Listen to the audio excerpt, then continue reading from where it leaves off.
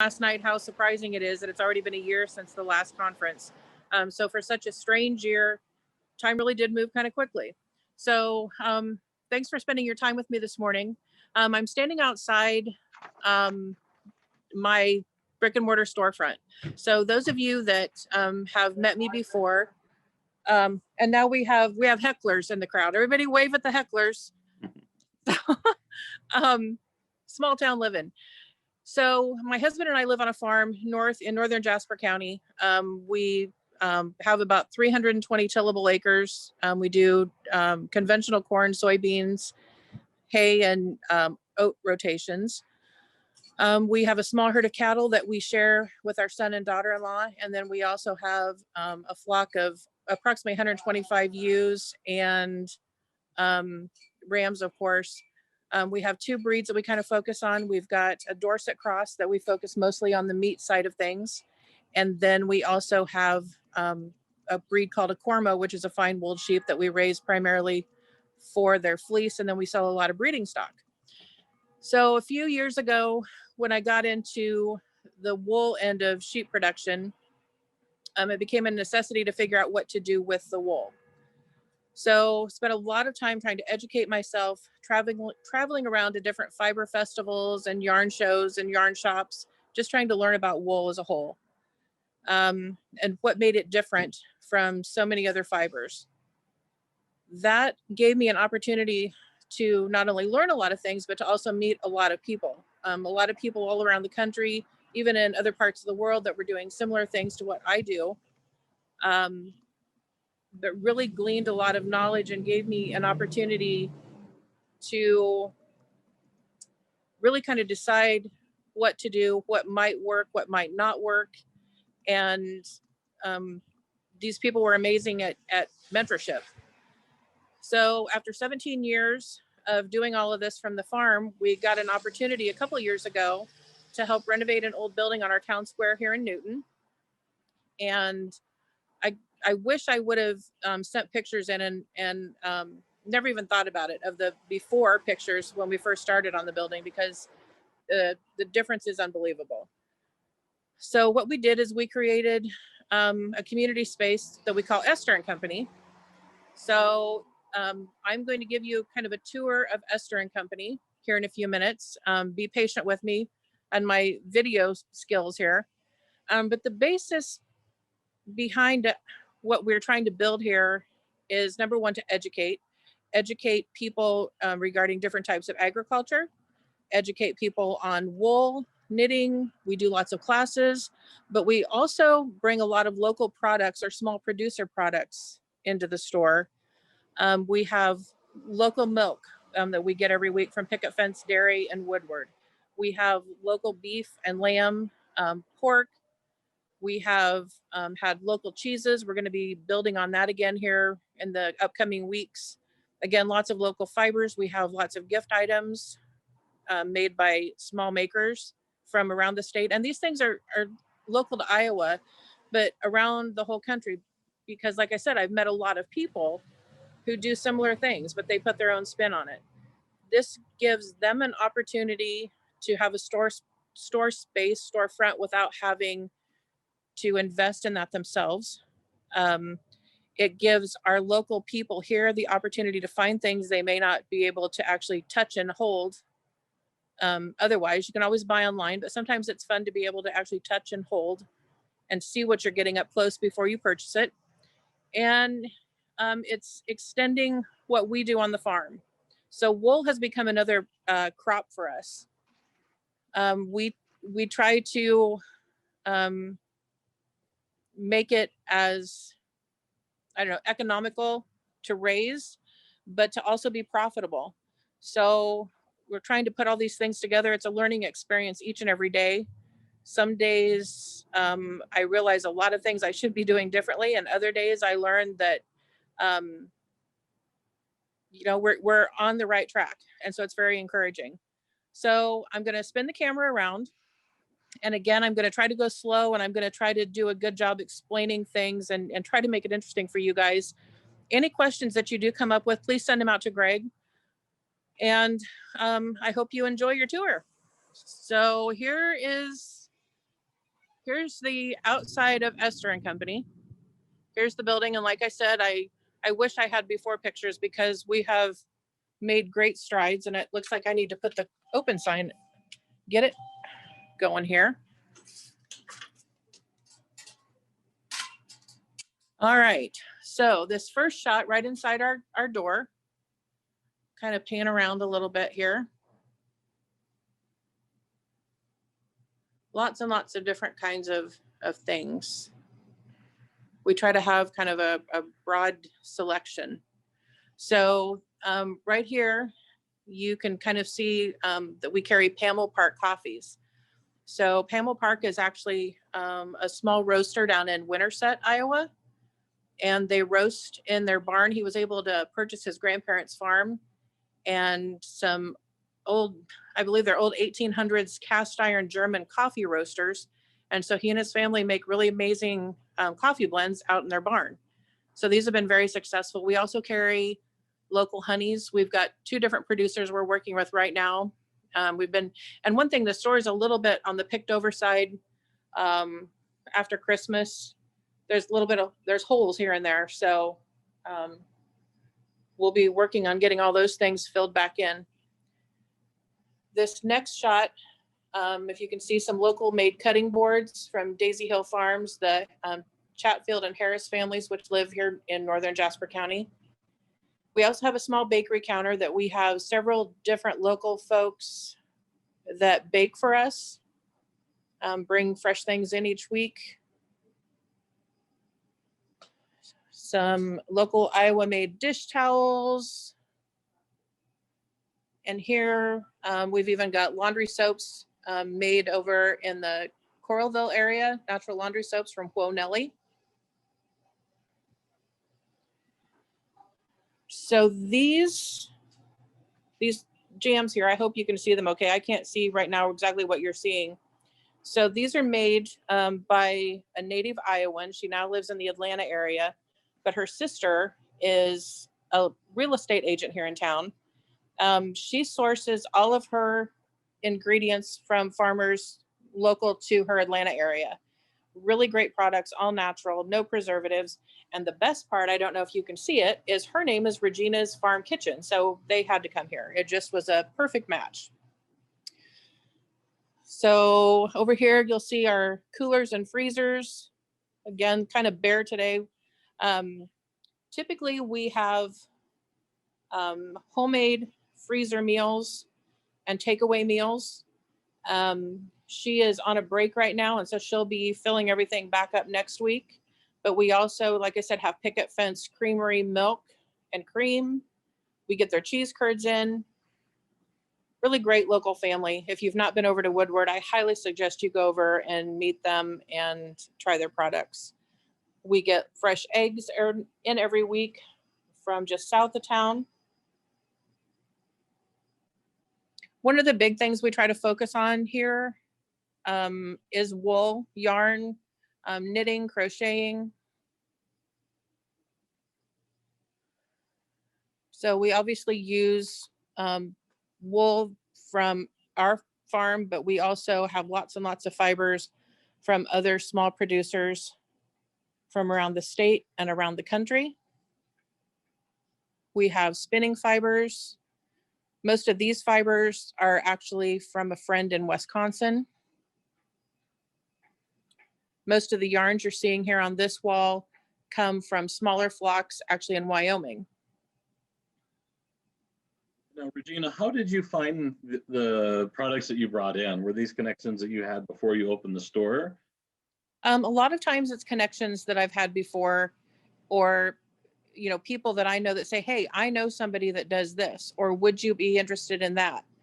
Again, from traveling all around and meeting lots of people over the years, it's given me an opportunity, to kind of form those connections. And social media too. We all follow groups. Things pop up that are, similar to what we do to kind of give you an invite to maybe check this person out. So we found several people that way as well. So we have yarns, we have alpaca fibers and yarns from C&M Acres here in Iowa, and also from the Shepherd's Mill in Phillipsburg, Kansas. really great small mill to work with. We carry handmade soaps and some lotions. We've also got, they're basically commercially produced, but they are all natural U.S. Personal products, lots of candles. And again, you can kind of see some of the holes, how picked over we are. We also have men's products. We carry a lot of things from the Iowa Beard Company. So really neat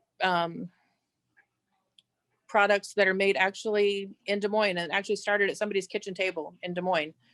So you never know how an idea is going to kind of play out and come to fruition. So not just farmers that we work with, but you know, producers of all kinds. There's a lot of cool things going on around our state. So here's just a glimpse of some of our raw fleece that we raise on the farm. And Just Regina, kind of there was a another- question about the price points of the yarn that you carry. Okay, so that's kind of a good question, actually. So when you're dealing with small producer yarns and fibers, you're probably going to pay a little bit more money for those. And the reason being, you know, commercially produced yarns, most of those yarns are, if they're natural fibers, they are purchased in mass, very, very large quantities from very, very large producers. So in turn, the price goes down. I'm gonna turn the camera around here a little bit. So it's like anything that you import or anything that you purchase from a large company, you're going to be able to probably purchase it cheaper than you are locally made items. So all of our yarns and most small producer yarns, you're helping that farmer pay for feed, obviously, to house those animals for their health, any health care that they need. The other thing that we have to do is very few of us are lucky enough to be able to have our own processing mill. So you are paying to have that wool washed, to be carded, to be spun, and then you have to throw shipping on top of it. I do all of my own dyeing, so then there's the dyeing cost. So it adds up. So as much as you try to keep your costs down, you will be paying more for small producer yarns, for hand spun yarns, because we're having to pay more to get that yarn made. So does that help at all? So basically, maybe you're asking more our prices in our store. So the prices of our yarns, we actually have a commercial company that we work with, Plymouth Yarn Company. They've been around for ages. And so we have actually some yarns in here that are, you know, $5. This little guy here is $5 a ball. And we have skeins that maybe have 450 yards on them that are probably going to go up to $30 a skein. So we try to keep something for everybody. But of course, my passion is natural wool. I could stand here for probably 2 more hours and give you all the attributes of why wool is truly a really great natural product. So do you think that helps, Greg? Yeah, I think the question was kind of around like what are people willing to pay, and maybe how do you get that? What efforts have you put to draw that customer in as well that's willing to buy that product? Because I'm sure it's not just your local people in that sense. True, it's not. And again, marketing is huge. And I've told you guys on other videos that I've done, and when I go to speak to small groups, I really stink at marketing. I'm not good at that. I've been really, really fortunate that word of mouth has truly been a blessing and been my friend. Meeting all these people over the years and sharing ideas back and forth, we've promoted each other. So just mostly by word of mouth over the years, I've been able to build a base where I'm shipping fleece, our raw fleeces. We've gone as far as Italy and Ireland and the Yukon. Our yarns, I've done a lot of fiber shows all over the country. So we've built a customer base that way. Word of mouth is truly your friend. Treat people right. If you have a product that you're wanting to sell, educate them on the product and what they're getting from from the purchase. We work a lot with the Des Moines Fiber Guilds. We've worked with guilds over in Eastern Iowa, up in Northwest Iowa, and even into Illinois. So, it's one of those things, you want to love what you do. And if you love what you're creating and you have a passion for what you're creating, sometimes that sells it for you. Because I don't think you want to go out there and, I need X amount of dollars because I'm working really hard and this is what I do. I work really hard at this, whether I sell a skein of yarn or not, because I love our farm. I love the history of our farm, that it's been in my husband's family for so many years. And I love the animals, and I love the community that's been created for me, locally with local friends who are knitters and spinners, but also all around the country. I've learned incredible things. So there's a lot of value in that process too. So anybody that wants to get into doing something like this, don't jump in head first. Let it grow organically and enjoy the process, because you will sustain. You'll find your passion, and you'll just, I don't know, you'll gain a lot of things that you never imagined. So Yeah, for sure. There's my soapbox. Do you want to share a little bit about how you were selling your wool prior to this? Because you didn't just jump in and start a store and start selling wool. Like you worked your way into it. Right. Do you want to share a little bit about that process?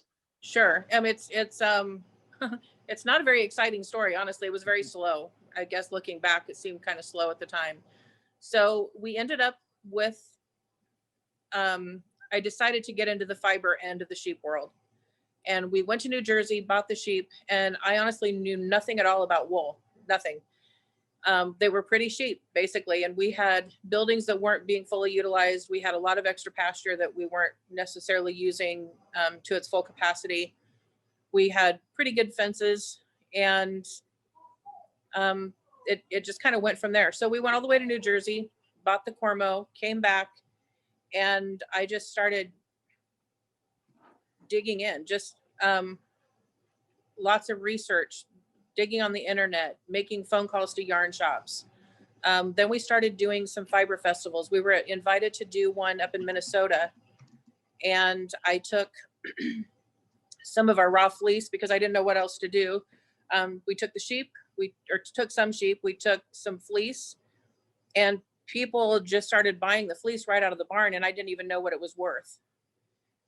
So that gave me contacts. The next thing I did is I went to the Iowa Sheep and Wool Festival. Excuse me. Walked around and realized there's a lot of people that are already kind of into this fiber thing and into knitting and into wool. So again, I started asking questions. We started going to lots and lots of different fiber festivals all around the country, not necessarily as exhibitors, but just to go look, to go, walk around and meet people. So then I started investigating fiber mills. That was a hard one, especially, 15 years ago. There are so many mills out there now compared to what there were back then. But you can't just walk into any particular fiber mill and say, hey, here, I have this wool, make it into pretty yarn. Do your research.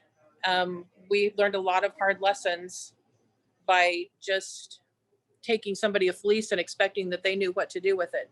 But it was good to have, some hiccups and roadblocks along the way, and to have some failures here and there, because it made me learn more, and it gave me the opportunity to learn. If everything goes well from the get-go, you don't have a reason to try to branch out and see what else is out there. So once at that point, also, there was not a lot of people around that had ever heard of Cormo wool before. And it's pretty special fiber. It's very, very soft, very crimpy, wonderful next to the skin. And there weren't many producers around. And I'm kind of proud of the fact that we have actually helped create a lot more Cormo producers in the United States, because we've got a lot of diversity in our genetics now. So the fiber is a lot more attainable than what it used to be. So the mills started talking about this really cool, interesting fiber that they were working with, that somebody from Iowa brought them. And I mean, we've used mills from Pennsylvania, Indiana, Minnesota, obviously Iowa, Wyoming, Colorado, Montana, and Kansas. So we've tried lots of mills. And And again, they're great people, but sometimes they have a learning curve as far as each different type of fiber or wool that they're using. So they promoted us, and we just kept going to yarn shows. And those shows gave us an audience. Those people would go back, they would tell their friends, they would call, they would want more. That connected me with a couple of pattern designers, lots of yarn shops, because yarn shops are always looking for that really neat local thing. When people travel, they want to see what's local. They don't want to get what they can get online everywhere or in every other yarn shop. So that's basically how this all grew. So, we were doing everything from the farm. I started working with other mills, and again, this building became available. And this building was pretty much exactly what I had been looking for many years, because we'd kind of sought out the idea of a storefront before this, but they just really didn't have what we needed. So it really just fell into place. Fantastic. A quick question on so now that you have the store and you're selling in person, but you don't have an online presence, how is it that you're able to keep some of those customers, or how is somebody able to find your product that might not be able to come to Newton, Iowa?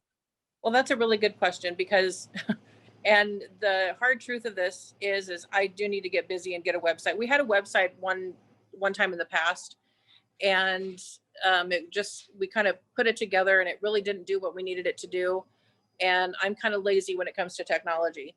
So that's actually my focus in the upcoming year, is getting an online presence going.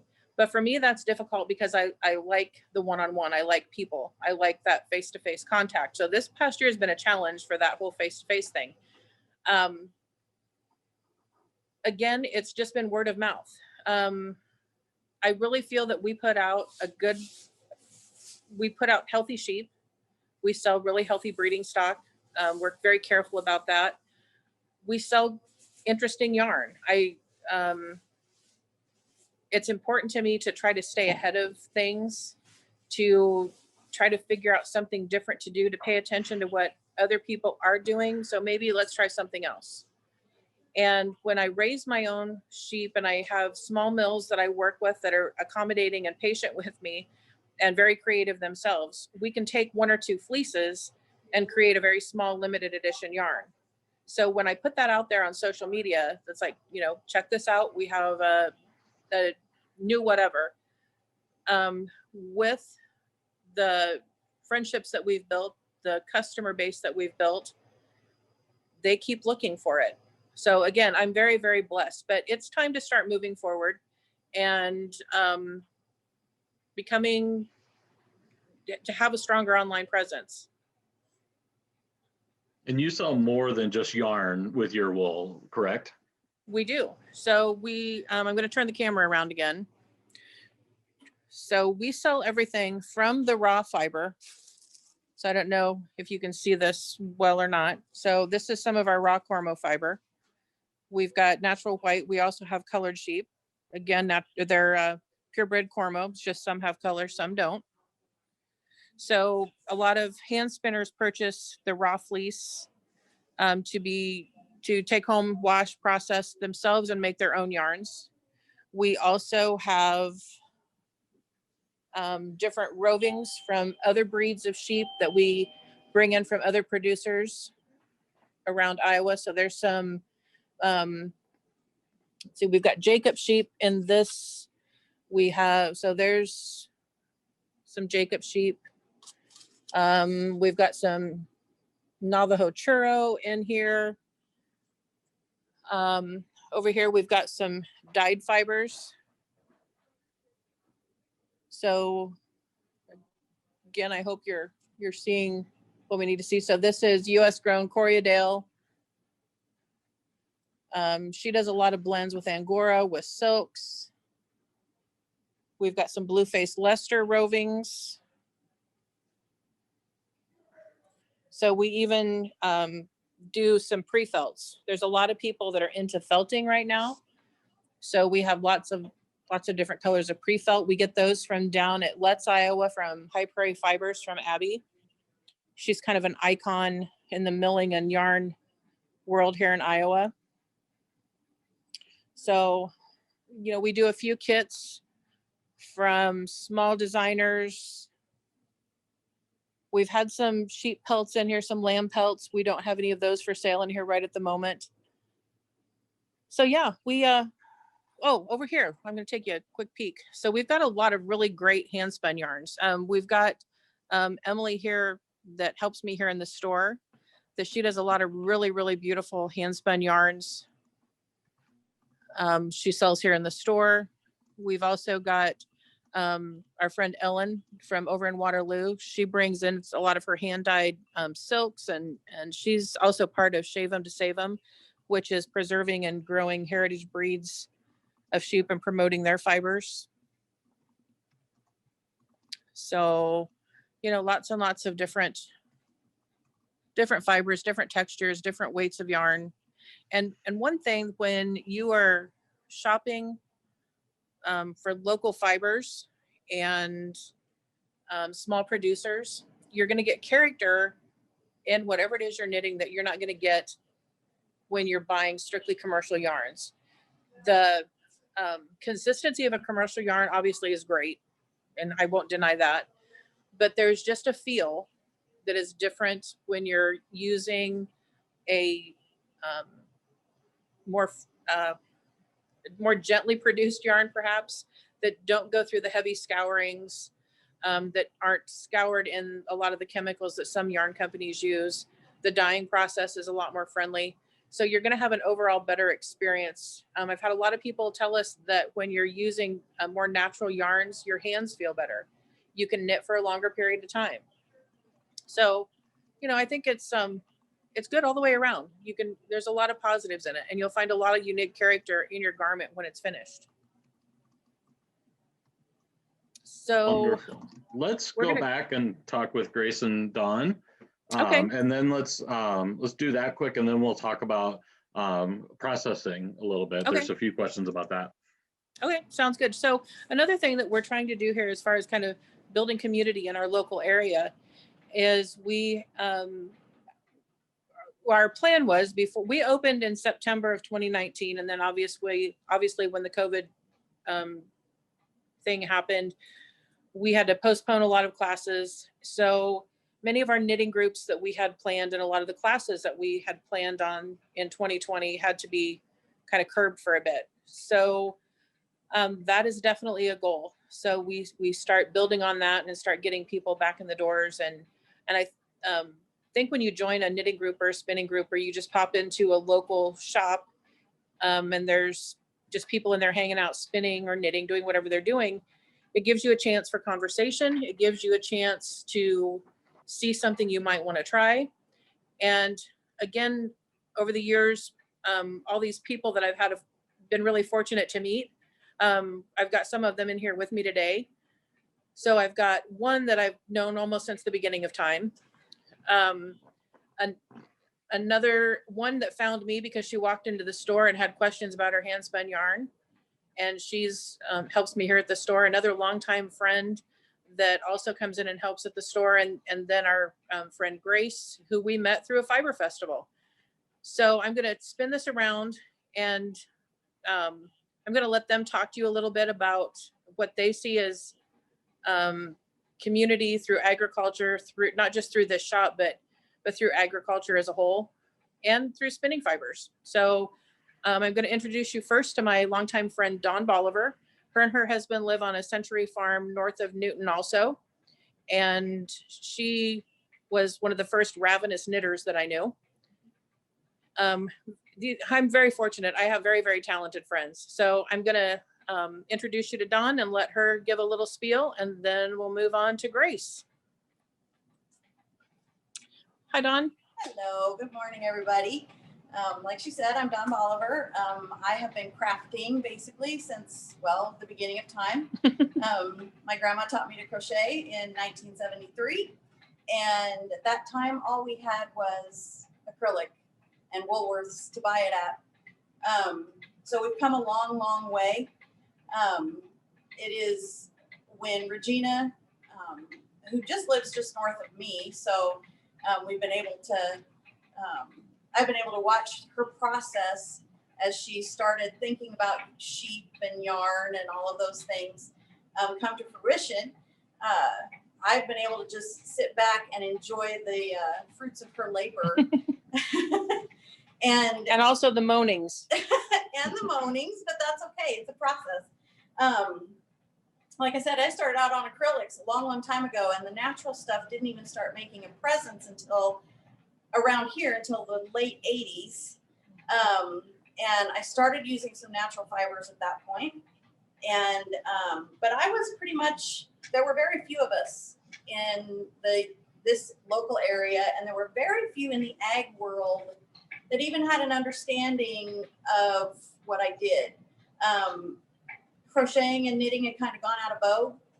And, but it, like she said, I was ravenous. I loved it. And so when Regina started talking about this, we started immediately talking about ways we could bring in community. We talked about having people at her house. I was a homeschooler for 13 years. And so we talked about bringing homeschoolers out to see the process, see the sheep, see the dyeing, all of that. And so once this shop came to be, that was one of our main goals, was again to get people in here. And before 2020, Yeah, before things were rolling really nicely, and we had a really nice group, and we were enjoying knitting lessons, crocheting lessons, spinning lessons, all of those things, and talking amongst ourselves and learning to do new things. There are things that I have not experienced in 30 some odd years of knitting and crocheting. And so to be able to learn and to grow and to find out where your milk is grown, so to speak. Yeah. It's really been such a joy to watch people come into this store and touch the fleeces and find out that if they want to, they can go to Regina's house and see the sheep. And just to learn, that these natural things, like I overheard her saying, your hands don't hurt so much when you knit and crochet with your natural things. So I don't know, kind of can't think of anything else. No, that's good. So you and tell us a little bit about what you and Jim do on the farm. You used to have sheep, correct? We did. We grew sheep when our kids were in 4-H. We raised chickens. We had sheep. We had a guard llama who did a phenomenal job, even though he hated human beings. And then we raise cattle conventionally and also have a 1,200 head livestock building, or a hog building. Like she said, we live on a century farm. It's been in my husband's family for well over 100 years at this point. Raise corn and soybeans, and are always looking to the future, what that's going to mean for our kids when they hopefully will be able to take over the farm. And but we raised our sheep for meat. Mhm. We really didn't, but That was was before wool education too. it was. There's been a lot of wool education over the last few Yes. years. So And knowing what we know now, we could have had that good old Dorset. oh, absolutely. wool, Yeah. processed, and we could have made things with it. But Perfect. Thank you. Okay, so next we're going to pop over here. There's Emily spinning, wheeling away, and introduce you to my friend Grace Tully, who lives in the Iowa City area, and as ravenous as Dawn is about knitting and crocheting, I think sometimes you can probably see sparks flying off Grace's spinning wheels. She's a spinner, a knitter, a weaver, and a historian. She's a wealth of knowledge. So Grace, do you want to introduce us and kind of give us your... Well, my name is Grace Tully.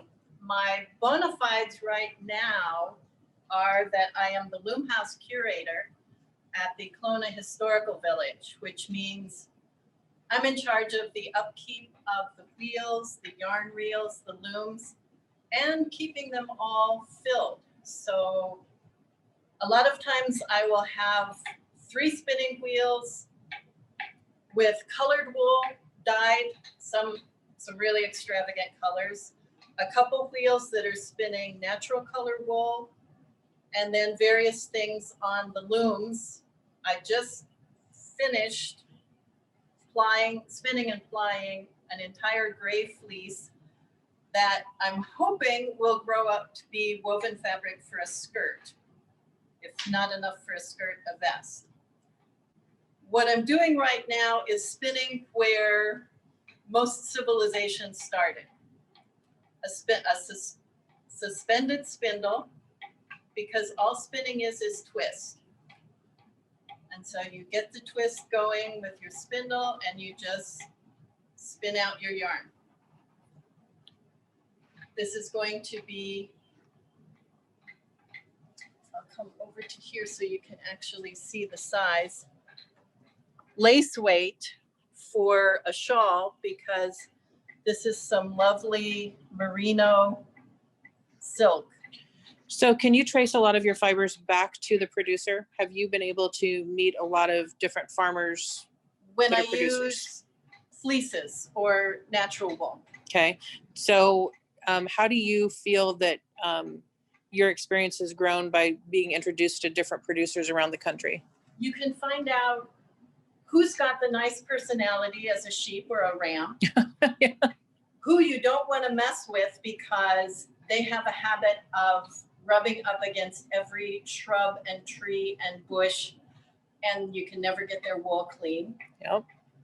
You also learn producers who work with good mills or bad mills, and you find out where you want to get your things from. We just have a new mill in Iowa that just started over the summer. It's run by a veteran. This is from him. It's a sheep breed that I had not come into contact with called Warhill. And right now you have lovely little reference books. This is the small version of the fiber source book that Deb Robeson and Carol Akaris wrote. So when I found this Warhill, I'm immediately going and looking up. And so now I know what the sheep looks like, what his antecedents are, Targhee, Rambouillet, Columbia. So I know a bit more how it's going to behave spinning and then knitting or weaving with it. And when you connect with people, you just always learn more and more and more. And sometimes you go home with a head that feels like if you tip your head sideways, everything's just going to run out because you got so much information. One of the great things that I have found, I haven't participated in it yet, is a fiber CSA, community supported agriculture. And there are, well, one person went on the web in 2011 and just wrote in fiber CSA, got 3.5 million hits. Wow. There are, in looking up last night, I found them in New Jersey, Virginia, Texas, California, Maine, Canada. They're all over. So you can, just like a food CSA, you hand them a bunch of money, you get back either a certain poundage of freshly sheared fleece, or if you want yarn instead of fleece, you get invited to the farm if you live locally for watching the spring lambs go boinky, boinky, boinky, boinky all over the field. You just get to talk and find out a lot more when you connect with a farmer or a producer. I go out a couple times a year to C&M Acres in Maxwell just to go see the boys in the pasture, because they always come up to the fence going, "What's going on? What are you doing? Why are you here?" And then Christian or Michelle will come out and get them to actually come over to the fence, and you get to pet them, and it's just always cool. I grew up on a farm. We had sheep, we had cows, we had all of that, and you miss petting something other than a dog or a cat. Yeah. It definitely gives you a way to attach yourself to agriculture and broaden your community. You know, it's more than just, you know, those that live right next door to you. So Grace, I know that you've traveled all around the country and you've met lots and lots of producers over the years. And one thing, back to what she said with the the field guide here, the little book. Those are great resources if any of you are interested in getting into sheep production or into fiber production. Buy the book. It gives you a quick reference as far as the characteristics of the animals, maybe the conditions in which they grow. There's a lot of breeds of sheep. I think there's about 150 different breeds in that book, I think. Not all of them are conducive, obviously, for Iowa or the Midwest, but many of them are. And over time, with proper care and handling and nutrition, they will adapt to the environment, the climate here. The Cormo, for instance, started in Tasmania, and here we are growing it, right in the Midwest and the hot, humid stuff. So, there's lots and lots of possibilities with what you're wanting to do. So, Greg had asked me to talk a little bit about the processing end of fiber. So these fleeces that I showed you earlier, these are raw, straight off of the sheep. If any of you caught our video that we did a month ago, we actually shear our sheep in December. So the fleeces that we take off of our animals, some of them go to hand spinners. We coat a majority of our sheep, and the ones that are really nice, clean fleece that have been coated all year, we typically have a waiting list of hand spinners that want those fleeces, and we sell by the pound. We, the ones that aren't as clean are ones that I want to save back to do a batch of yarn with. We take those, we do what they call skirting, which means you go through and you take the really dirty parts out, anything from around the necks, the bellies, the back end. We take that part out and we group like fleeces together, and I will send those off to a mill or drive them to whichever mill is going to do that particular yarn for me. And they do the washing, they do the carding, they do the spinning. Some of those I will do the initial washing, or at least the first go around. When you're working with raw fleece, it takes a lot of time, patience, and hot water to get that grease out. That's a very important part of the process. If you don't get the grease out properly, it's not going to spin or card and spin well. So the really junk, what most people would consider junk stuff, the necks, the bellies, we actually save all of that, and we have it sent off to a mill up in Michigan called Zeilinger's, been in their family for generations. And we have it turned into a product, a spinning fiber called combed top. And combed top is where they take all the fibers and they run it through machines to basically align all the fibers. All the short pieces fall out. And I'm going to show you a little bump of what that looks like. And it comes back a really beautiful, really nicely aligned, almost perfect fiber for spinning. So then what we do with our waste wool, so the stuff with the manure tags and things like that on it that most people throw away, we either use for mulch or we bag it up. And we have some folks, a couple different places around the state that come and they actually buy big garbage bags of that wool and they take it home and use it for mulch and fertilizer in their flower beds. So, there's a way to use pretty much everything. And again, that was something I never thought about, but other people worked with me and kind of guided me through processes. So it encourages you to think outside the box. So Greg, what other questions can we answer for you guys? I think the processing was the big piece on kind of how you go about that. And I think I put the link into the shearing video, which I think you talked really well about the skirting process and why you do that. And go ahead. And one to touch base real quick, the skirting process is really important. When you're working with a shearer, and I think we kind of touched base on this that day, talk to your shearer ahead of time. And if you want to make money off your wool, it has to be clean. This is why we invest a lot of time in coating our sheep. We have been made fun of. Every old farmer in northern Jasper County, when we started raising sheep and putting coats on them, and it's August or July and August, and we've got coats on our sheep, we got all kinds of comments. But I also told them, what do you sell your wool for compared to what we're able to sell our wool for, because we take this extra time. So have conversations ahead of time. You know, a lot of shearers, especially in the Midwest, are not necessarily familiar with shearing for small flocks and for fiber flocks. So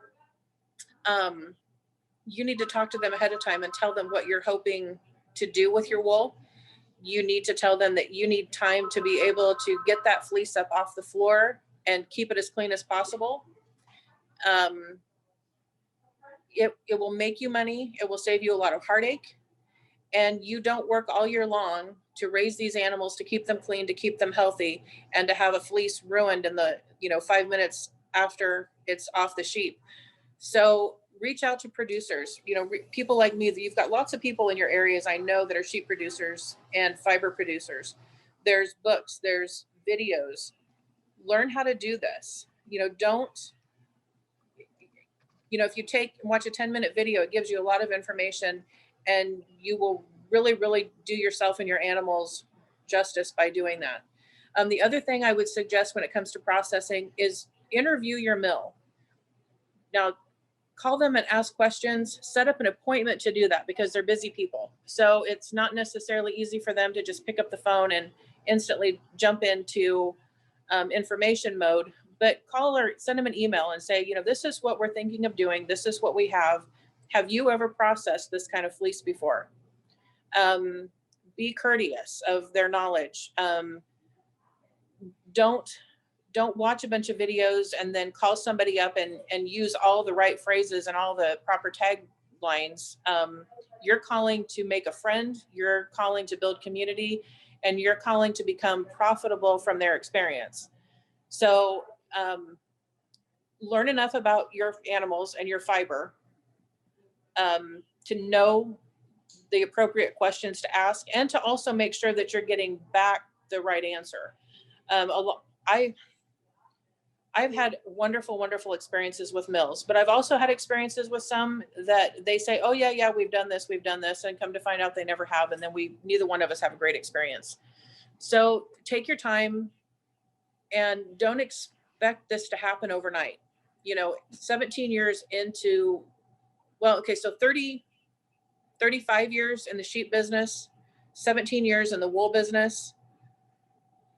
And I still have mountains and mountains to cover yet. There's still so many things to learn. There's so many breeds of sheep, and every fleece behaves differently. So give yourself some grace and some patience. And if you push yourself too hard, the animals aren't happy and you're not going to be happy.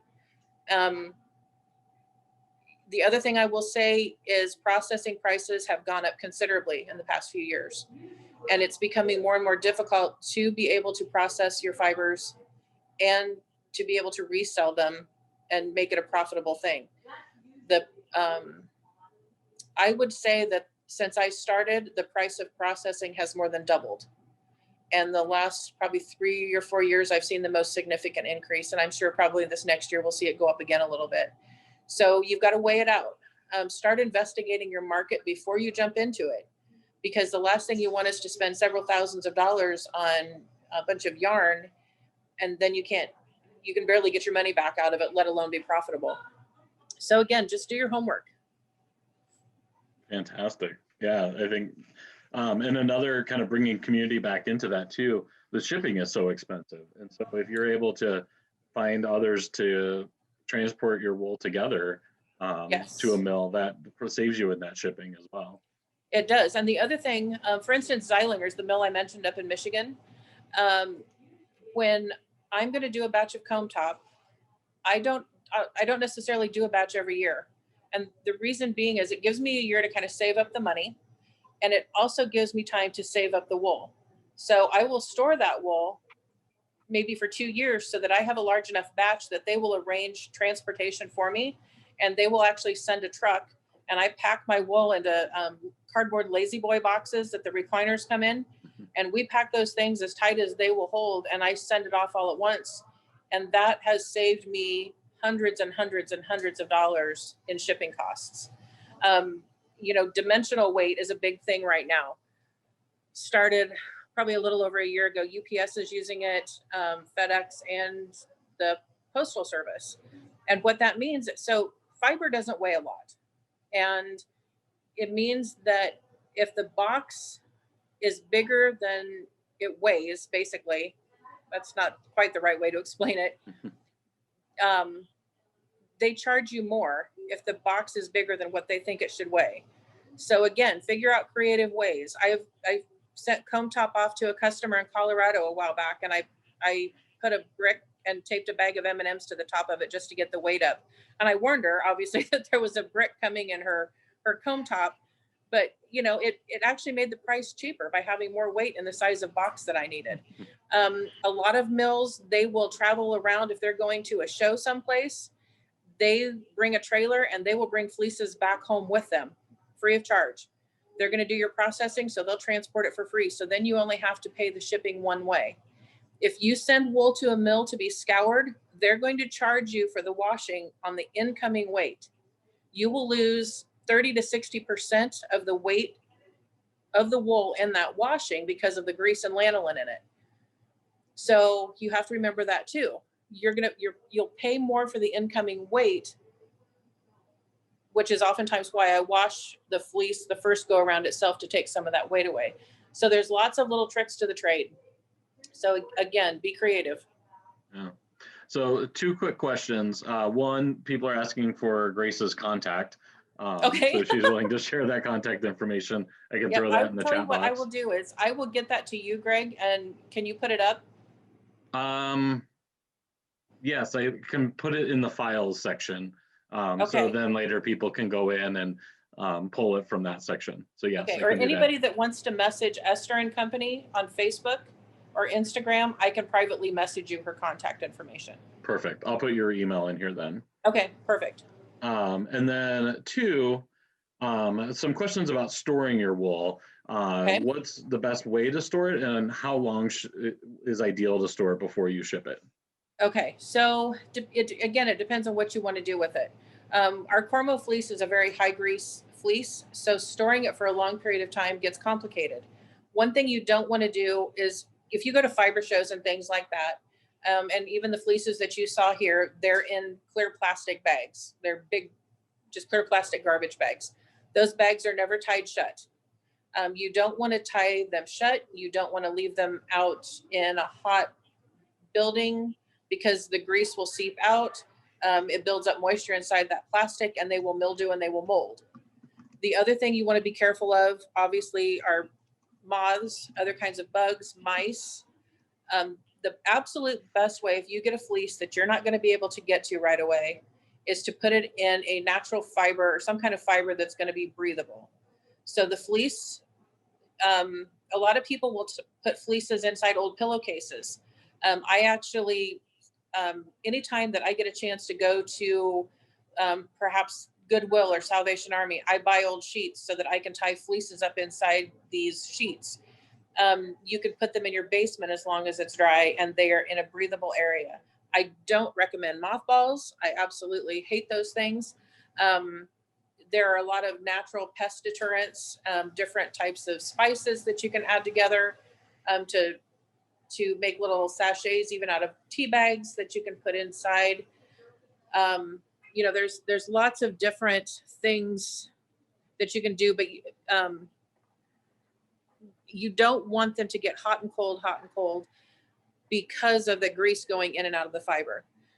So if you take really good care of it and it's not a real high grease fleece, I mean, I've known people that have had fleeces for several years before they actually process them and do anything with them. Ours, we try not to keep more than 2 years before we send off for comb top.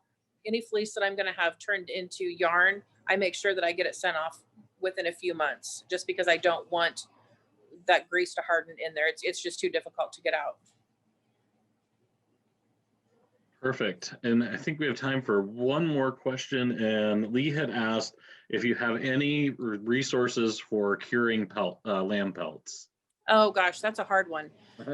Actually, there used to be somebody over in Boone, but they closed up several years ago. So the one that pretty much everybody in the country, and they're really great people to work with. Hey, Megan. They're really nice to work with, but Bucks County in Pennsylvania, I believe. And I haven't sent pelts off for quite a while. myself, we typically have some producers that we either consign or purchase their pelts from them. The other thing you have to do is if you are having the locker, if some people I know process their own meat and will take the skins themselves, but most, they want to save those skins from the locker when they take the animal to be butchered. And if you are doing that, again, talk to them ahead of time, make sure they're willing to do that.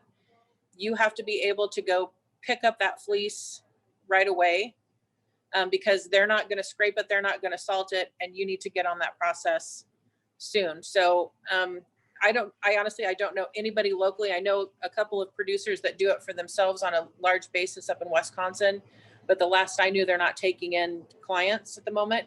So just Google Bucks County, and they're great people to work with.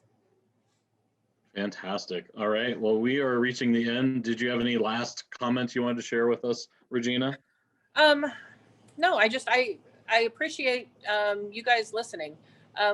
Again, I don't always know that I have a lot that's helpful.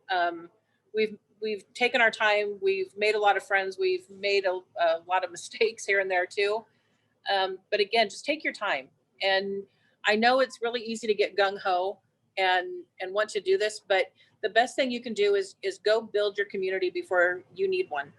You know, go visit other producers, be helpful. We've made some really great friends that just because they want to come and learn, and they come and volunteer and help us on the farm. And I've met a lot of really great people that way. And they ask questions that make me think, wow, we could be doing this differently, or why don't we do this, or why do we do it that way?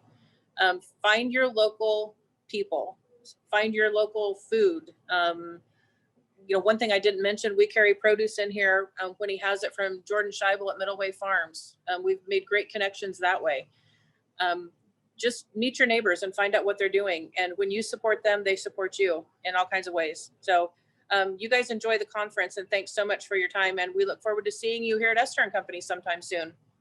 Awesome. Thank you so much, Regina. I know you've been part of my community, and Grace has been part of my community and teaching me how to spin, and just the knowledge that we can all share is incredible. So really appreciate what you're doing. Totally well, thank you. A lot of fun. And I'm gonna put a plug out there. I'm gonna put a shameless plug. Greg and I someday in some fantasy world are gonna have a mill in between our two farms. So stay tuned for that, maybe in 35 or 40 years. Oh no, now it's recorded in infamy. Exactly. Have to do it. Well, perfect. Well, thank you, Regina. And thank you everyone for tuning in.